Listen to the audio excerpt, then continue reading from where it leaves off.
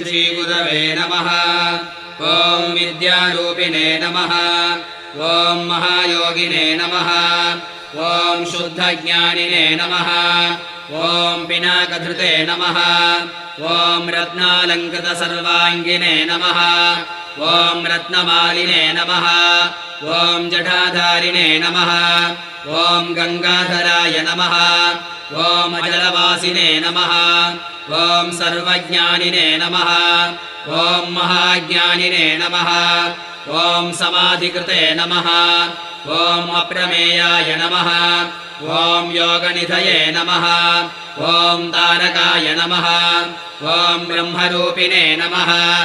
ॐ भक्तवत्सलाय नमः ॐ जगद्व्यापिने नमः ॐ विष्णुमूर्तये नमः ॐ पुरान्धकाय नमः ॐ वृषभवाहनाय नमः